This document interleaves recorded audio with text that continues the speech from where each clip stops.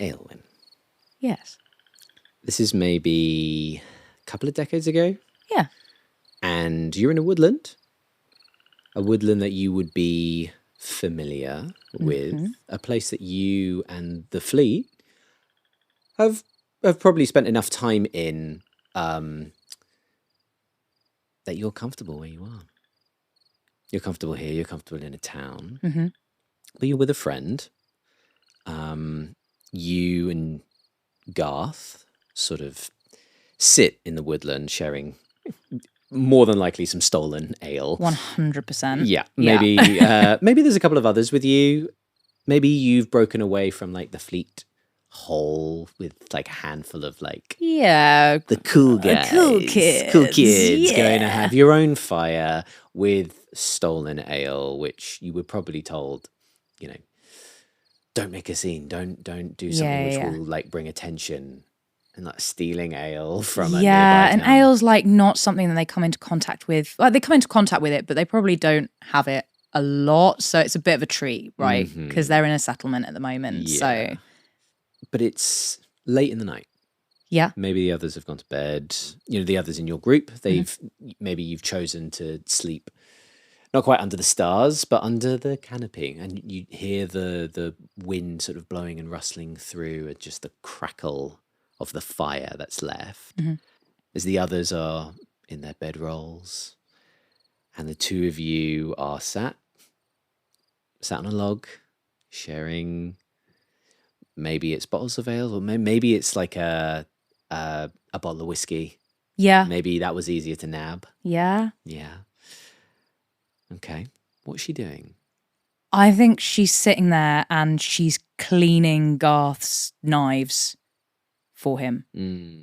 So she's buffing them up, and you have axes. I have axes, and he fights with knives. I think she's tried quite hard to get him to fight with an axe, and he just is not interested in a massive axe. He thinks they're unwieldy and a bit of a pain. Probably doesn't suit how he fight, because you are massive elf, and I'm a massive elf. You're a massive elf, and he is.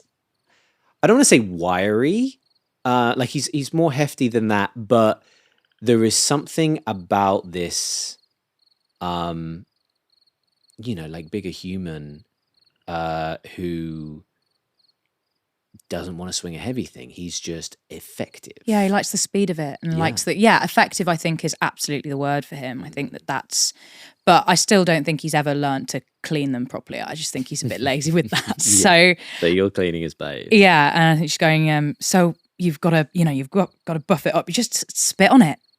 You know, I know it's grim, but you've got to really get in there and spit on it. Yeah, no, spit on it, and it'll bring it up really, really nice, and then you'll see your face in it. And then that also means you don't have to carry a mirror around with you. Not that I need that, but, you know. Right. Yeah. Whatever you say. And I think she just points at her great axe and she's like, look, it's a perfect mirror. And like flips it round and shows him himself. Is that the axe that you show Garth right now? Is that the axe that you are still carrying in our adventure? Yeah, same axe. The same axe, okay. Yeah, I mean it's probably a bit cleaner and less dented, but I think definitely the same axe. Okay. It's a weird weapon question. Did you name it? Not named at this point. Not named right now. Hey, there might be a name in the future. Who knows? But no name right now. Okay. So you and Garth sit there. Garth's become like a fast buddy. Yeah. You know, he's one of the few human men as part of the fleet, I think. At least you're part of the fleet. He's got long, black hair that he ties back to keep out of the way. But like he's a bigger guy. Yeah. He's not your size, for sure. Because I am a massive elf. You are a massive elf. And I think he's just one of those ones in the fleet that gets shit done. Yeah. Which possibly appeals to you. Yeah, I think they've got a similar way. I think that they go out to together and, they go hunting together or whatever when they're allowed out. Yeah, when something needs done or like a message needs to be sent or, you need to... Maybe the fleet doesn't like doing this, but sometimes you've got to fucking tell someone to back the fuck up. Yeah. And you, in your position in the fleet, maybe don't get to send that message as often as it needs to be said. Mm-hmm. But maybe the two of you have snuck out, you've pulled the hoods down low. Yeah. And you've delivered threats where they've been required. Messages. I think I'm you'd so always sorry. call them No, a I'd never say message. threats. Yeah. No. No. It would never be a threat. Just a clear message to back the fuck up. Yeah. Which perhaps those nearer the center of the fleet, they don't even know this happens, but it keeps them safe. Yeah, it's sort of, they don't, if you don't ask too many questions and just, The two of you get it. Yeah. You get it. And I think Garth is he doesn't ask too many questions. I think he's kind of happy to go with the flow, do what he's told. That's certainly been her experience so far, I think.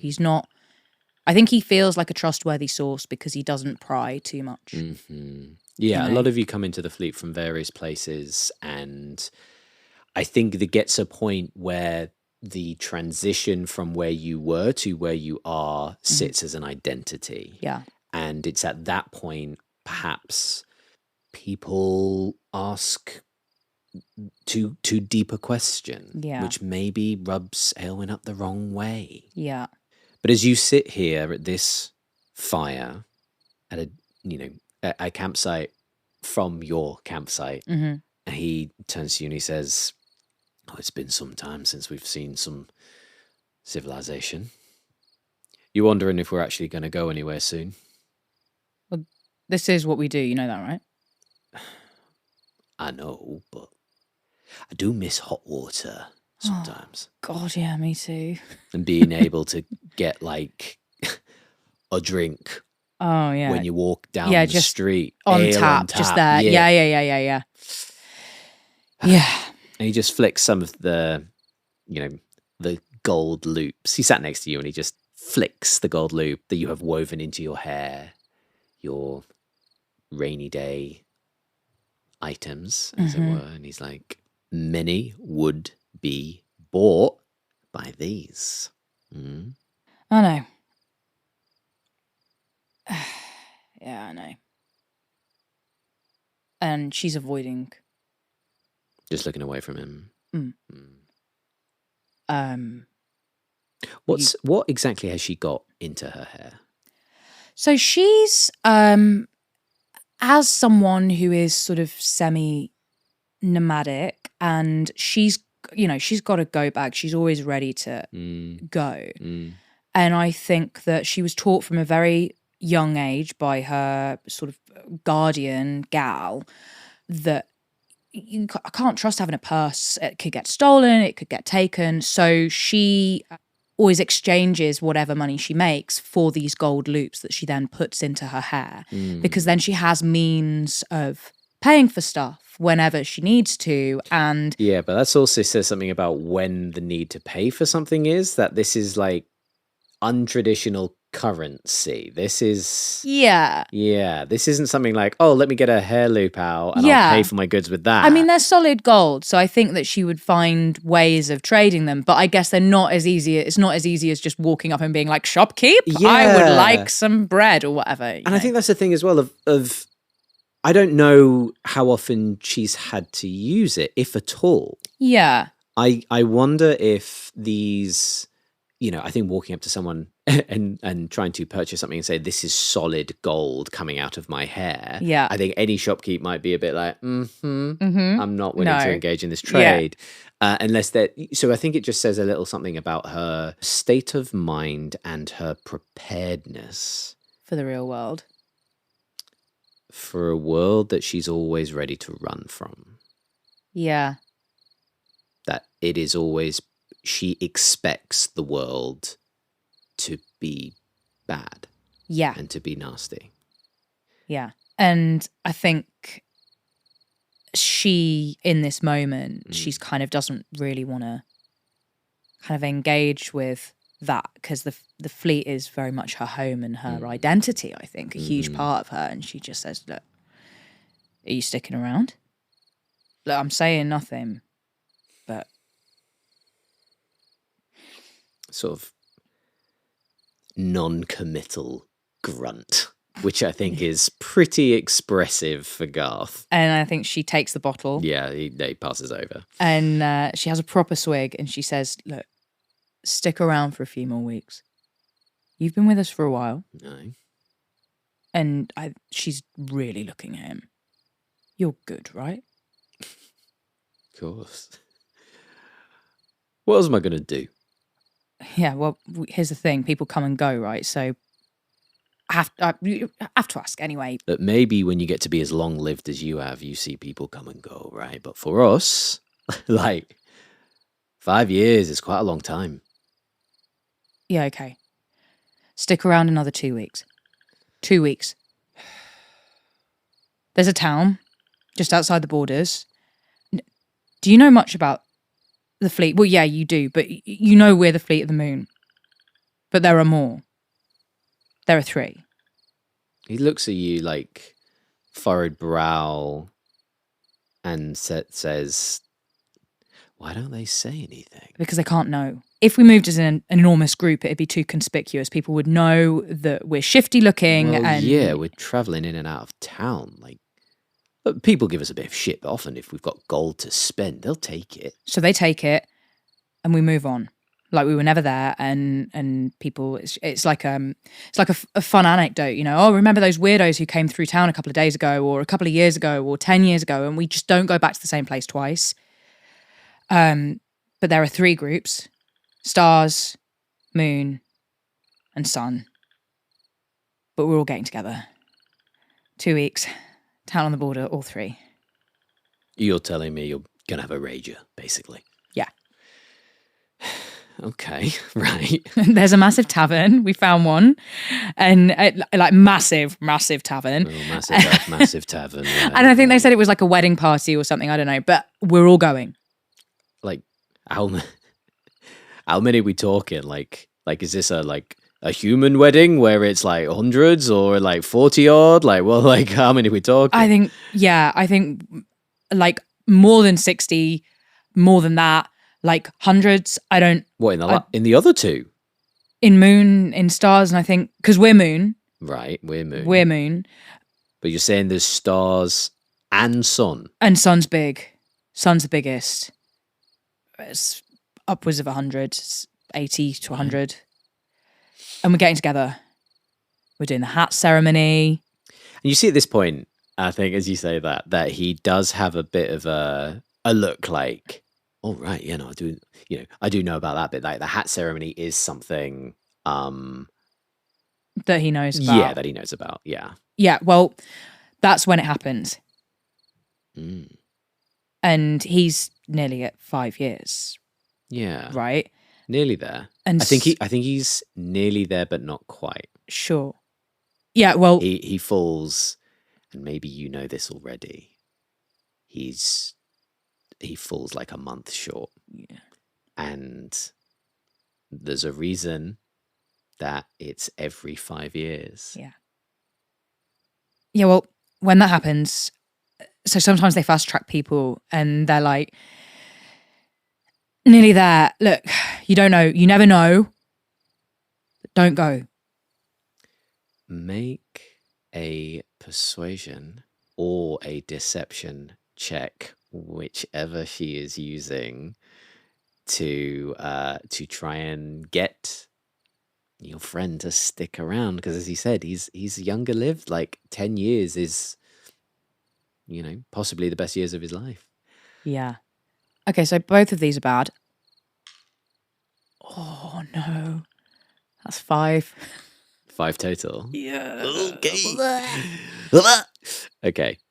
I think you two communicate in silence more than you communicate in words. Yeah. And the problem with that is that it's pretty uncommunicative. It's pretty unexpressive. And I think Aelwyn's not good with her words. No, but I think in this moment, she realizes maybe this is the moment where she realizes she's not good with her words. And she has really tried to convince someone with words that she wants something. She wants him to stick around. She wants a buddy. She wants someone who understands her, who gets her. And maybe in this deeply tragic moment, she realizes, I speak with my fists. Yeah.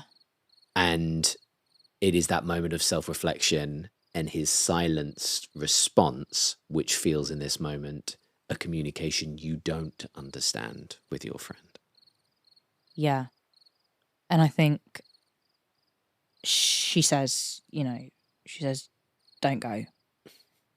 And I think there's silence. And then she just gives him the drink. He takes it. I'll get one. I'll fucking get one. Oh, this radio better be fucking good. Oh, it will. Trust me. I've been to a fair few. This is not my first rodeo. Do they have rodeos? Do they have fantasy rodeos here? I don't know. Yeah, with giant goats. This is not my first fantasy rodeo. Yeah, on a giant hill goat. On a giant hill goat. Yeah. And as you discuss the the anatomy, the rodeo of giant goats, he grabs the whiskey from you and he takes another drink.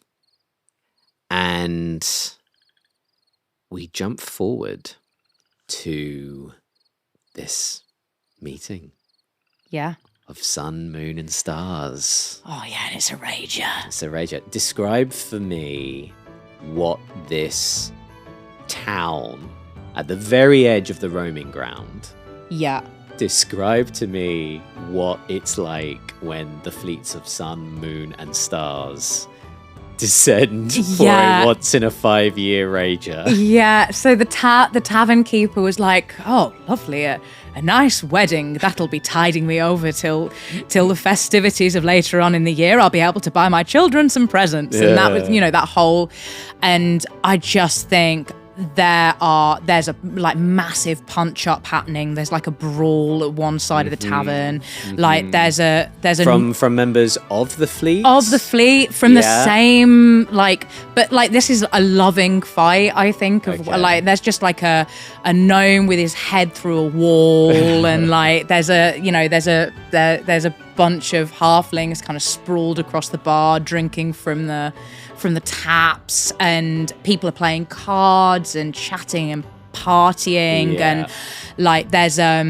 there's a couple who've been split by fleet and who were together, but I think that one of them chose to go with a different fleet and the other stayed behind, and so they're having a massive raging argument in the middle of this, and there are people kind of eating peanuts and watching this happen, and it's kind of spilled out into the street as well. That's what I think. I think this is a big enough tavern that if you said, hey, it's a ceremony, and I think the lie was, the ceremony takes place and we're coming to have the party afterwards. Yeah. And then maybe the barkeep keeps going, for which deity was this for again? Yeah. And which one's the bride? Yeah. One? And they're around the corner, and they just never appear at any point. Yeah. And this barkeep is getting more and more stressed as this goes on, as they realize maybe this wasn't a ceremony, but the gold is good. But they're doing the mental arithmetic in their head of being like, well, that chair's fucked, but there's really good gold here. But I need a new table, and that's through a wall. Yeah, and the maths isn't necessarily looking good. Yeah, and I think it's spilled out into the street, and I think the people who live in this town, I think they're kind of, I think it's terrifying. I think in a lot of ways, I think if you're from a small town and you've probably witnessed a couple of brawls or whatever, but I think that this is rowdy because these are people who are on the edge all the time and they haven't seen each other for 5 years.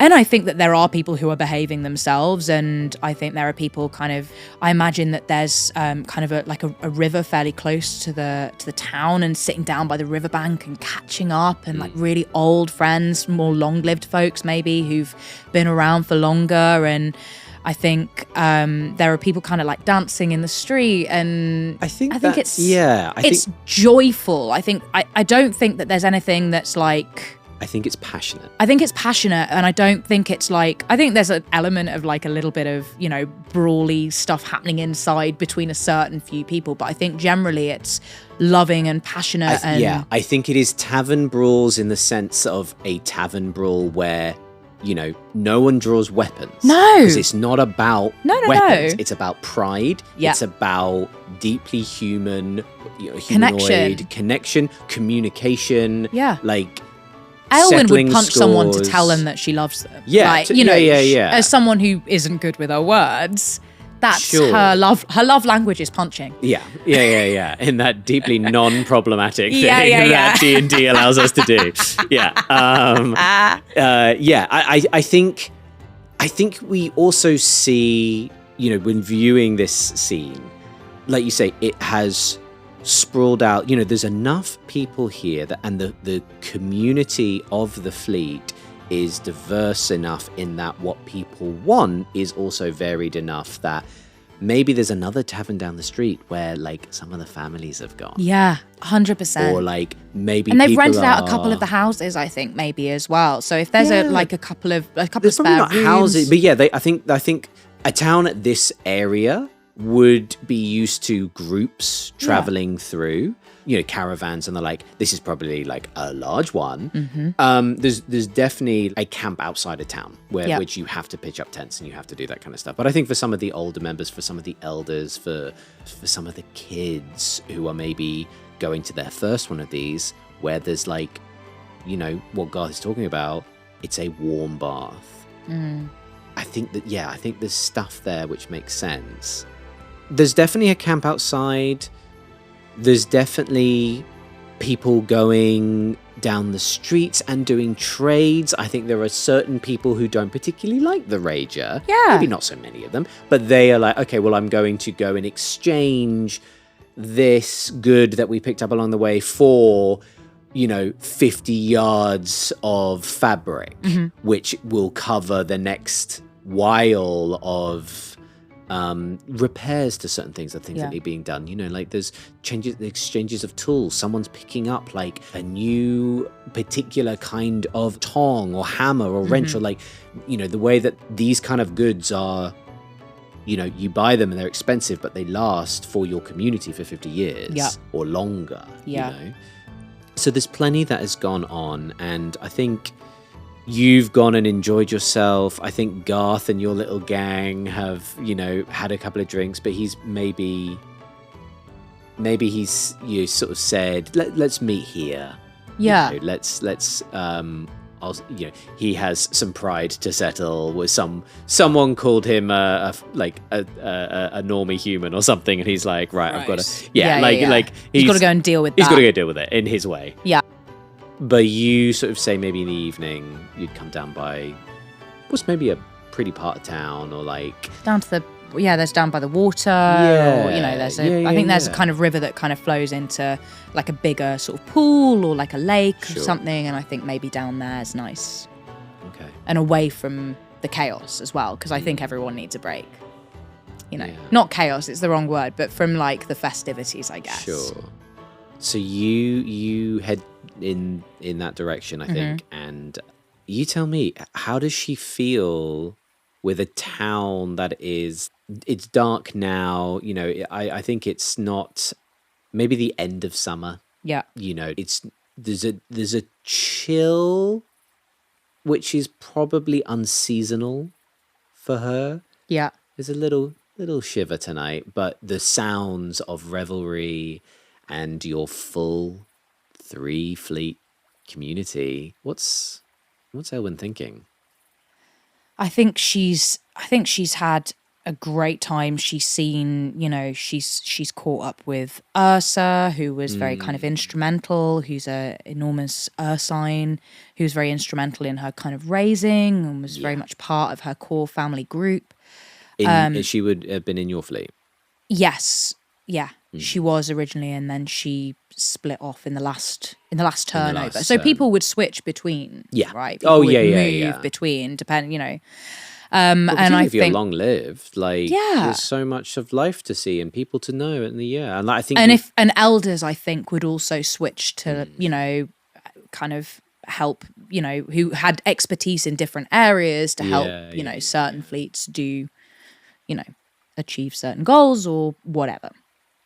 So I think seeing people that from her past has been, I don't think she's a particularly nostalgic person, but I think there's been a real nice feeling of catching up. And I think, I think she's kind of like, I'm not getting involved, but she's really enjoyed watching everyone kind of get together and the kind of the arguments and the making up and just the kind of That's interesting that she this time has been probably less involved in some of the argy-bargy and getting in the mix of it, and maybe you've got more I think people are quite scared to start on her as well. Oh yeah, she has a reputation. Yeah. Not when you're going to win easy. Yeah. And I think she's probably won a couple of arm wrestles, Yeah, kind of like the old champion who comes in and destroys a newcomer for no reason of being every 5 years they have a interfleet arm wrestling competition.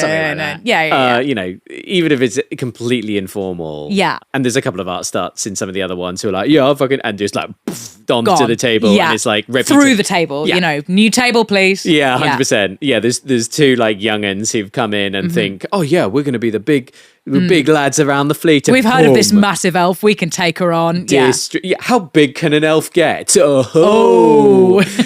Massive elf. So I think this time she's been more reserved.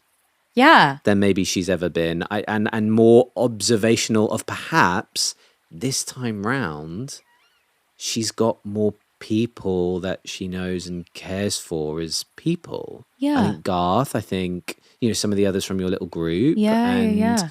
Maybe it's been watching them enjoy the festival, the celebration of that.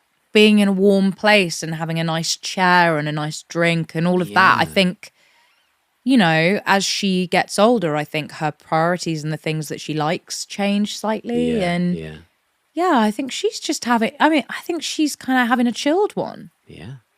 Which is maybe slightly out of character, but actually very much in character, I think. No, I think it's, she just wants to chill out and be with her people. And I think it is indicative of a woman who was growing. Yeah. And was changing and was in the middle of change. Yeah. But in this moment of perhaps new at this point in her life contemplation, she has ventured down, and you've maybe been waiting 15 minutes, 20 minutes. Mm-hmm. Silence. The party seems to have gone indoors. There is enough, it's not so much on the street anymore. Maybe the chill has got to people. Yeah. And they've gone in, and you're standing alone outside in the cold. Mm-hmm. And I think that's maybe when you hear the boots.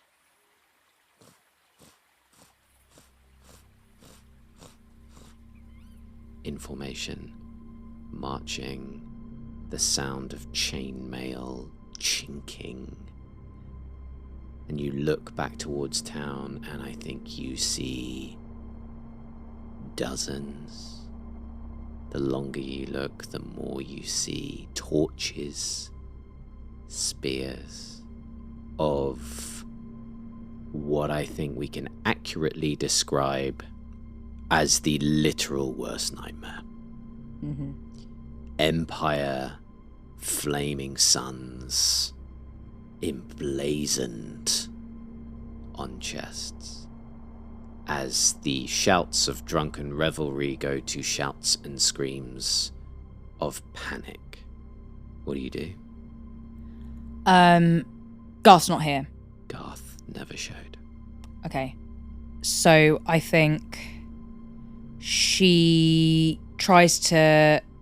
She needs to find Gal, who is her kind of guardian, I think. I think that's really important to her. I think she needs to find...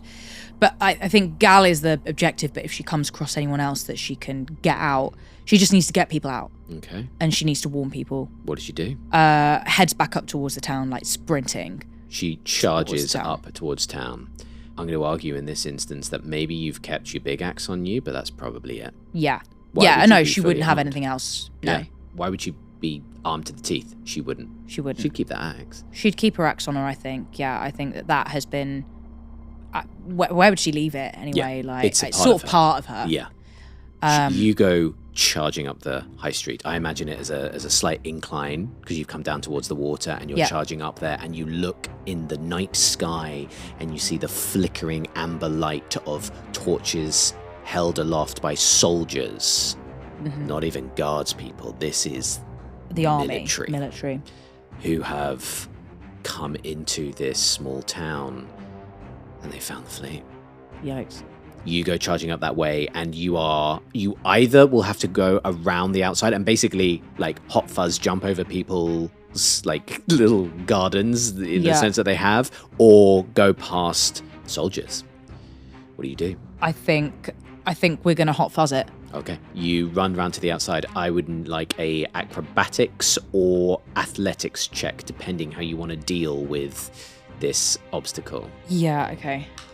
That's a 22 for athletics. Athletics. Seeing the soldiers, and you see various people coming out of the town, and they are, I think you overhear someone just shouting, "Get back inside!" Absolutely, like slamming doors shut. Citizens of the town being just forcibly, stay in your home, stay in your home. You duck around, go around the other side. And rather than sort of climbing over the top of this, you know that if you keep going up this side, you will get to like the back side of the main tavern, where you think, I'll go around that way. Gal, Ursa, maybe some of the others will be there. I've got to get to them. I'm going to go around that. You go around the outside, and people have not in the same strict hierarchy of fences and stuff, but there's the odd thing like that. You just fucking barrel through, shoulder down, squashing smashing. Garden gnomes. Oh yeah. It's destruction. Your heart is now racing. Yeah. And it's not from the exertion. It is from the cries, the screams, the sheer panic, which is now spreading like wildfire. And you hear and just see the flame of this place being lit like a sun in the dark. You barrel your way towards this central inn, and you get into what would be the garden space. Yeah. And I think you see a couple of others are sort of trying to get out, and there's two soldiers which have run around, and they are stopping people from leaving. You are behind them. Your family is inside. What do you do? I want to yeet the soldiers behind them. Behind me. I want to like pick them up by the backs of their chainmail and just like fling them backwards away so that people can get out. All right. Roll athletics for me, and I will say if you go for 1, it will be at advantage. If you go for 2, it will be a flat roll. Okay. I think let's go for 1 and deal with the other in a second. Better for the 2. Oh, that's the same roll twice. That's so annoying. What was it? It's still going to be a 15. 15. Okay. I will say that you go for 1, thinking I'll just get rid of this guy, and then it'll be easier to just pull the other one out of the way. You grab the chainmail and try to yank sort of him away from the door and launch him into the river, which I think goes past the back of the garden, just thinking he's in chainmail, just fuck him in the river, just fucking deal with him in there, like that'll get him out of the way. But you don't get a good enough grip. You do pull him out of the way of the door, but he gathers himself before standing at the edge of the river, and the 2 guards, one of the soldiers is looking at the door trying to hold on to an order, but the other is like turning to you, like I think they look at you and they say, you didn't want to fucking do that. And someone's going to draw a sword. Can I headbutt him before he manages to get it fully out? Roll a initiative check for me. That's a 19. I was going to say if it's a 15 or more, I'll let you get in before then. Okay, so as the person by the door, so the person down by the river is now like trying to rebalance themselves. Not quite sure what's going on. Yeah. One of the door, you fully distract them from like stopping your family do that. And I think you see a member at like a couple of the councils. I think you see this. I think this is where your fleet, the Elders of Moon, have settled, and you see through there Ursa. You see Gal, and I think you see some of the young ones as well, and the families have come in here who are going from absolute joy to devastation. Yeah. And this soldier turns and draws Imperial Blade on you. This is someone who was trained in the desert. This is someone who was built to do an empire's fucking bidding. Yeah. And as this person goes to draw, boom! In comes the head, and you bend the metal nose piece, so you not only flatten his nose, you bend the metal down. It's like, so it goes into his mouth. And like, you're fucking, and it's just like swearing away, and like that's really distracting. You do anything like that, what do you do in this moment? So is it the one on the right's drawn his sword? The one by the door. The one by the door. One to the back door has drawn a sword, but you've just absolutely buried his nose. Stitch this, boom. And then the other one is maybe 10 feet away, who like hasn't quite fallen into the river, like 10, 15 feet. I think she's gonna, so she goes bang, headbutts him, and then a shove. Yeah. She hasn't got time to draw her axe. There's no time. So she shoves him out of the way whilst yelling at everyone to get out, get across the river, run. Okay. Yeah, this isn't a river which is, like 30 feet wide. No. It's not a big one. It's that like works its way through a small town kind of job. Yeah, I got the vibe that it's not. I mean, it's probably like it's probably got banks down. It'd probably be a bit of effort to get through it, but doable. Certainly a lot more doable than a bunch of people in armor. Yeah. And though this military seems to have appeared armored and ready to deal with people, it hasn't necessarily thought with the idea of having to ford a river, not over a bridge. You grab Ursa, Gal, these people just start come running out, and I think you just grab as many of Moon as you can. And I think as you look through, you see family and friends being grabbed, put in manacles, the soldiers just pouring in from the front, and they are coming towards the back now. Right. You run down to the river, see this guard who's just gathered themselves. I think they draw your sword, you kick him in the river, you just straight up Sparta this guy, and I think there's probably like a 3-4 foot drop into the river itself. Yeah.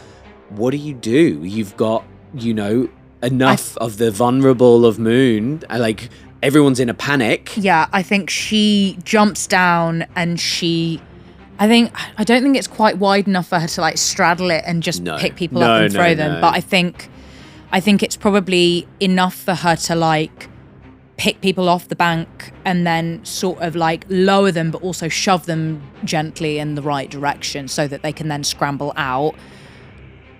Question. Does she want to get up the other side, or are they going to go with the river? What'd you think of that?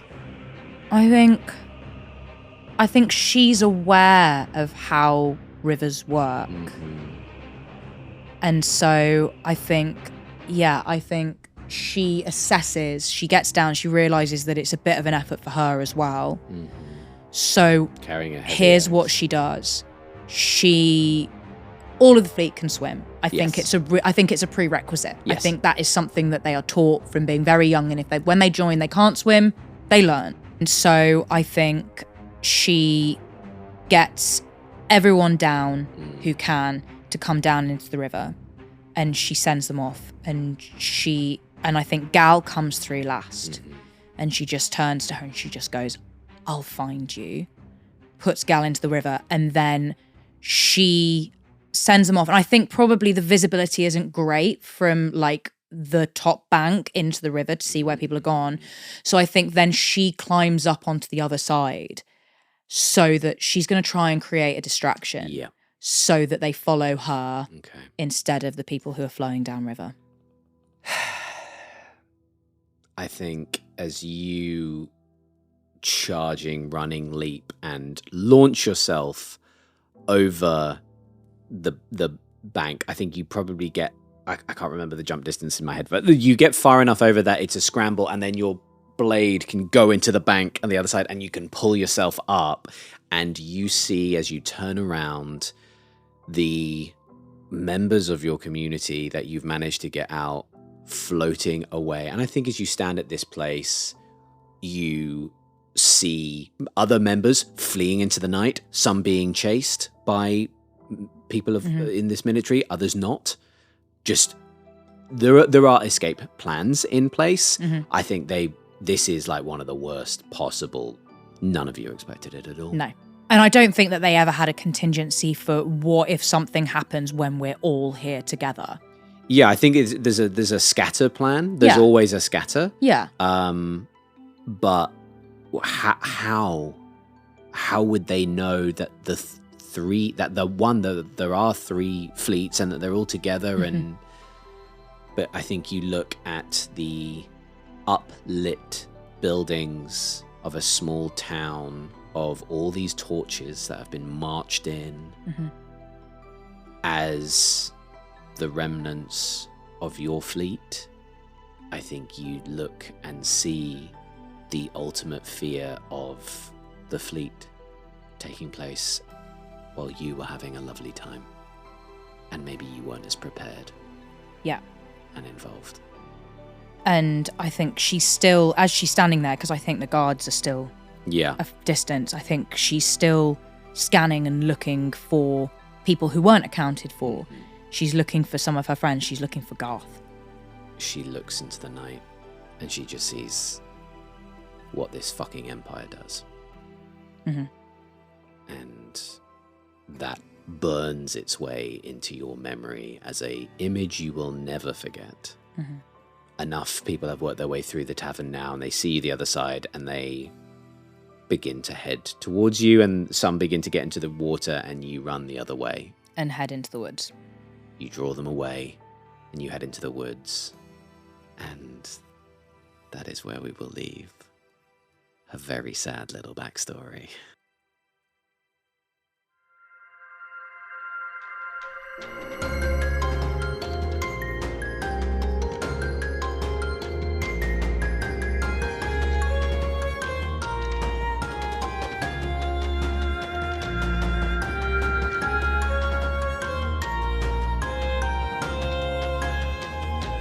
That was Lizzie Wofford as Aelwyn and Jack Collard as everyone else. It was recorded, edited and designed by Jack Collard with additional music and sound from Michael Ghelfi Studios. The theme and credits music were composed by Odin Orn Hilmarson. Fable of Shadow is a Phoenix Fables production, and it was supported by Kayla Delcoure as the company manager, Miranda Barril as the project lead, Cherry as the illustrator, and Vanna Reader, Maz and Casey Powers as the transcription team. This show is dedicated to Penny. I can't thank you enough, but thank you, Penny. If you want to learn more about what Phoenix Fables is all about, come join our community, otherwise known as The Flock, on our Discord. We have community events, live streams on Twitch, and much more coming to get your beak into. And if you want to help the show, please follow our socials at Phoenix Fables Online on whichever platform you choose to use. The character backstories are now available, as are episodes 1 and 2. Next episode will be live in 2 weeks' time. We'll see you then.